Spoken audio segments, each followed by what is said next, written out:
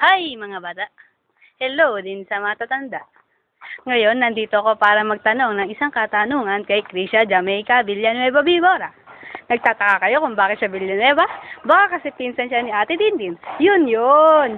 Ito, gusto kong malaman, Krisha Jamaica Vivora, ikaw yon, kung bakit gustong-gusto mo ang Troy. Maaari bang sagutin mo ito ng diretso? Pasok! Hi, I'm Isha Jamaica Villanueva Vivora, and I love the movie Troy. I really love the movie Troy. Oh! So why? Because, post muna. Oh! Ayan. Why do I love this movie Troy? Oh, baka mo espada ko. Ito, espada ni Achilles Heart. Hindi. Achilles Heart. I love the movie Troy because, yung pagkakagawa niya, mas maganda siya kaysa sa Helen of Troy. Tsaka yung love story ni Briseis tsaka ni Achilles, kakaiba. Kasi, Wow. wala lang kasi kahit hindi siya yung una, di ba, hindi siya na-appreciate. Bagal-bagalan mo yung lakad mo, uy. Bagalan? Ah. Sige. And kahit nung una, hindi na-appreciate ni Briseis yung care ni Achilles sa kanya. Parang si Achilles, di ba, tatlong beses siya sinave. Tapos yung ending nakakatuwa. Kasi di ba, sumama sa loob ng Trojan Horse lahat ng Greek na soldiers. Tapos, kunyari wala na sila, tapos bumalik sila, di ba?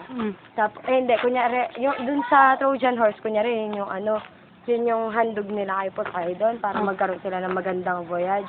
Tapos ba naman, ayun. Tapos yung, sumama sa loob ng Trojan Horse si, Achilles, hindi para makipaglaban o pumatay ng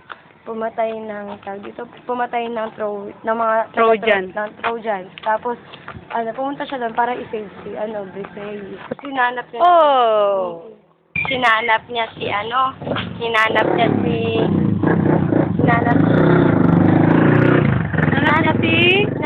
Briseis. Sigaw siya ng sigaw. Tapos yun, nakita niya si Briseis, hawak-hawak ni Agamemnon si Briseis. Sinaksak ni Briseis si Agamemnon. Paano yun? Yun siya. Sabi ni Agamemnon.